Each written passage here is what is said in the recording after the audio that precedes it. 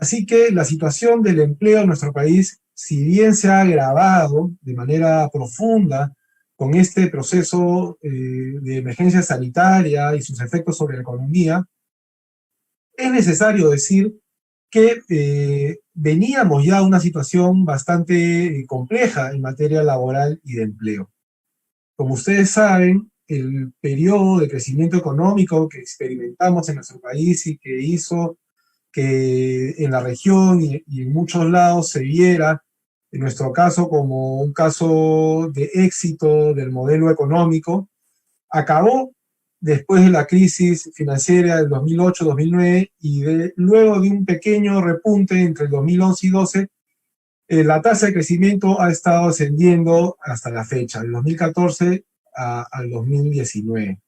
Y en ese periodo lo que ya estábamos registrando era una caída de la tasa de empleo formal, que es el empleo que se acerca más a lo que conocemos como el empleo adecuado o el empleo, digamos, decente, aun cuando el sector implique más cosas de simplemente la formalidad. Y en ese contexto de decaimiento de la tasa de empleo formal y de una recuperación del empleo informal, que había caído sustantivamente en el periodo de crecimiento, es que sucede esta crisis sanitaria y esta crisis económica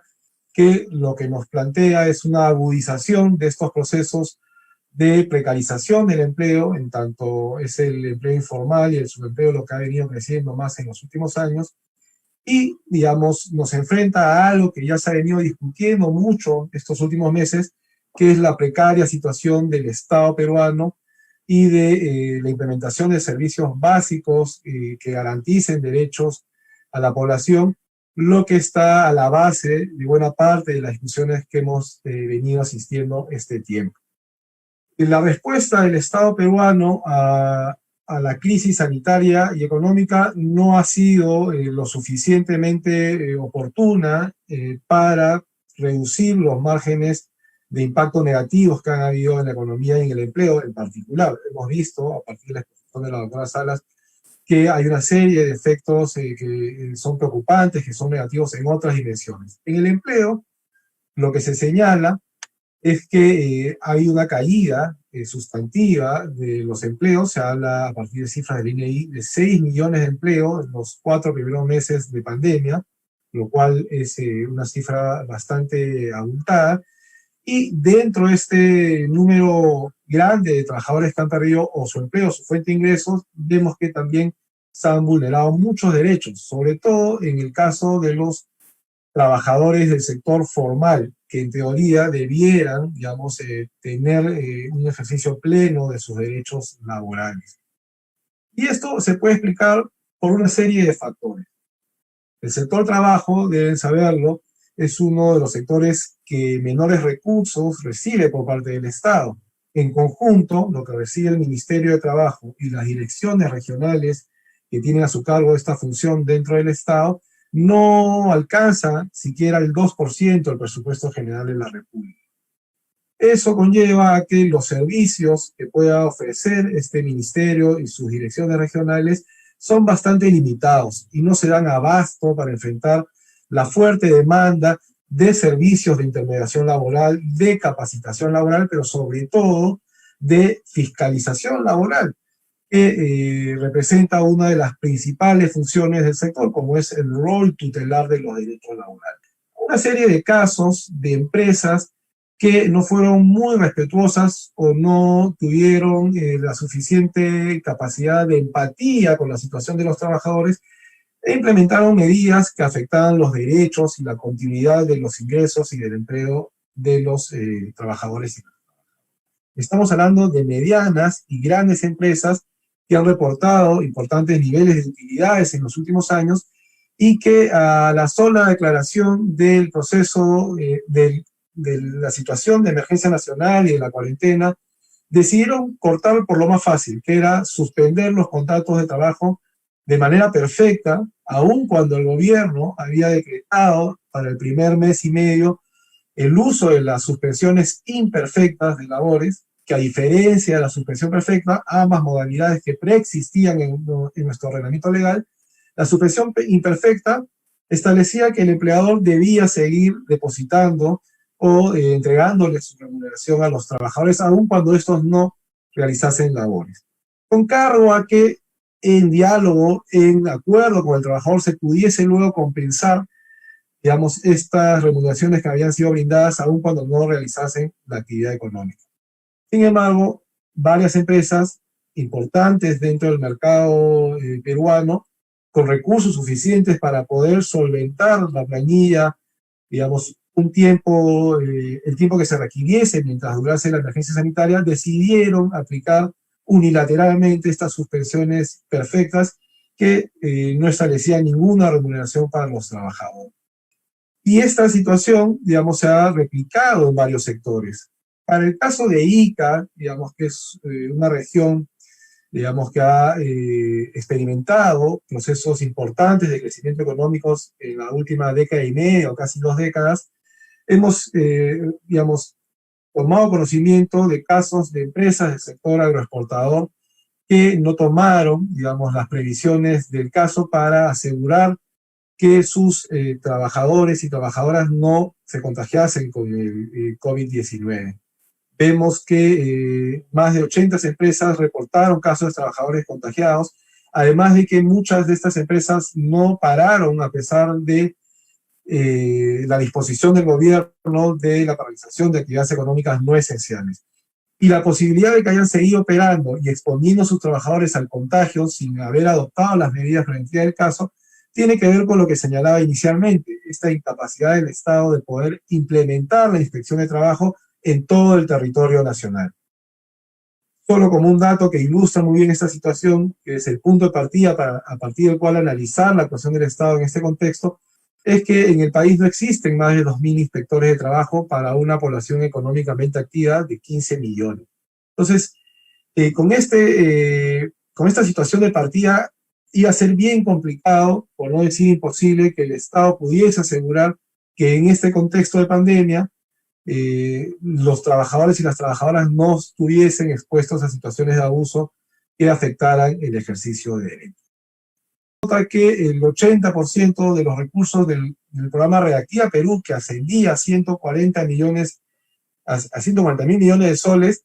estuvieron destinados a empresas de mediano y gran tamaño, dejando de lado al gran universo de micro y pequeñas empresas que son la gran mayoría en nuestro país y que emplean en su conjunto al 60% de la población económicamente activa. Este hecho refleja que en la mirada del gobierno no estaba teniendo, digamos, un lugar prioritario el conjunto de los sectores laborales que más afectados se vieron por la paralización económica decretada en un inicio. Al mismo tiempo, los bonos económicos que están orientados a los trabajadores independientes y autónomos tampoco llegaron de manera oportuna y tuvieron muchas deficiencias al momento de hacer entrega a los beneficiarios. Tomamos conocimiento de las largas colas que se generaban en las ventanillas del Banco de la Nación de jubilados y jubiladas y de trabajadores desempleados que esperaban recibir este bono económico del gobierno y que muy probablemente en su momento explicara esta conglomeración de personas el incremento de la tasa de contagios que llevó a que el Perú fuera uno de los países con el mayor número de personas contagiadas por COVID. Al mismo tiempo, llama la atención que en este contexto la crisis haya tenido que reposar sobre la economía de las familias y de los trabajadores. Una de las medidas que hizo el gobierno fue liberar el uso de la CTS para los trabajadores, desnaturalizando este beneficio social que cuentan los trabajadores para los procesos de transición de un empleo a otro. Funciona como una suerte de seguro de desempleo. Muchas empresas que tenían capacidad para poder asumir el pago de 2-3 meses de planilla, porque recibieron fondos de Reactiva Perú, no los usaron para garantizar la remuneración de sus trabajadores y más bien lo llevaron a utilizar este fondo que tenía otros fines, que su naturaleza tenía otro objetivo. Lo mismo pasa con el tema de las AFPs, el acceso hasta 6.000 soles de las cuentas individuales de los trabajadores, hace que sean estos los que asuman el costo de la crisis que se origina producto de la pandemia. El gobierno no tuvo la sensibilidad suficiente como para pensar, imaginar y implementar otras medidas que no reposaran todo el peso sobre los trabajadores y las trabajadoras. Desde diversas vocerías y diversos analistas se planteó ya desde hace bastante tiempo la necesidad de implementar un bono universal que no estuviese condicionado más que al hecho de ser ciudadano con un DNI y que más allá de los posibles problemas de filtraciones o de un mal destino de los recursos, lo que se necesitaba era garantizar que la población peruana, sobre todo los de menores recursos, contasen con este apoyo económico que no los obligase a tener que salir de sus casas a realizar actividades económicas y exponerse de esa manera al contagio del COVID-19. De señalar estas dos ideas principales. Por un lado, que la crisis que estamos experimentando en el empleo, si bien se agudizó con la pandemia del coronavirus, ya se venía registrando una caída del empleo formal en nuestro país y un crecimiento del subempleo y del empleo informal. Y eso tiene que ver, digamos, a grosso modo, con la fuerte dependencia que tiene la economía peruana del mercado internacional, que ante una desaceleración de las principales economías termina resintiéndose el aparato productivo de nuestro país y por tanto este efecto sobre el empleo también se comienza a evidenciar. Y eso nos lleva a una reflexión de fondo sobre el modelo de desarrollo que queremos para nuestro país y que es el que se requiere para generar empleo de manera sostenible. Y por otro lado, las medidas del gobierno estuvieron mal enfocadas, digamos, de manera general, no se centraron en aquellos sectores que requerían una atención más específica y prioritaria por las condiciones económicas y sociales de partida, y en ese interreno se perdió mucho tiempo y se permitió que la tasa de contagios creciera a los niveles reportados. Varios de nosotros y nosotras sabemos que en estos momentos se viene discutiendo y diseñando un plan nacional de acción en empresas y derechos humanos que, digamos, trata de cumplir con una de las recomendaciones que hiciera el grupo de trabajo sobre empresas y derechos humanos de Naciones Unidas luego de una visita que hiciera al Perú el año 2017. El gobierno cuente con un plan nacional de acción en empresas y derechos humanos que permita orientar la acción del Estado hacia la promoción de los derechos humanos por parte de las empresas. Este proceso tiene la particularidad de estar siendo diseñado a partir de una mesa multiactor, donde participan representantes de los trabajadores, representantes de los empleadores, representantes de la sociedad civil, de los pueblos indígenas y del Estado. En este espacio multiactor tenemos la oportunidad, quienes formamos parte de las organizaciones de sociedad civil, del sector laboral, de pueblos indígenas, de plantear propuestas de qué debe ser incluido en este Plan Nacional de Acción para que las empresas puedan cumplir con los principios rectores de Naciones Unidas en materia de empresas y derechos humanos.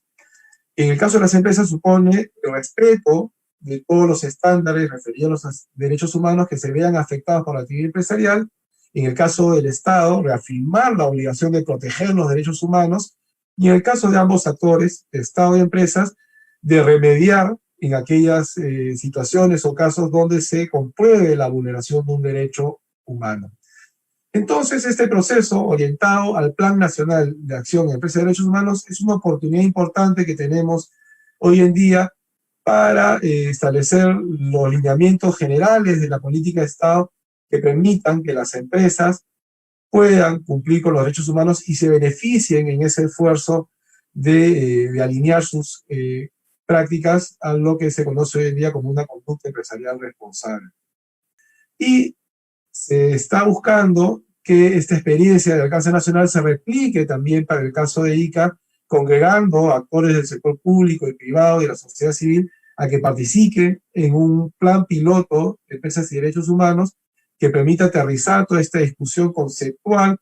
y de lineamientos de política a una experiencia concreta, con objetivos y metas específicas, y que permita, digamos, ser un modelo para otras regiones que tengan también este interés en que la actividad privada empresarial promueva y asegure el cumplimiento de los derechos humanos de sus poblaciones. Entonces, el contexto de la crisis generada por la pandemia nos pone sobre la mesa viejos temas sobre los cuales ya veníamos discutiendo, que se han agravado con las condiciones propias de la pandemia, y al mismo tiempo le da un relieve, una importancia particular a aquellos procesos que ya estaban en marcha, pero que hoy adquieren un significado más trascendental, como es establecer, digamos, este marco promotor de los derechos humanos en el ámbito de las empresas privadas.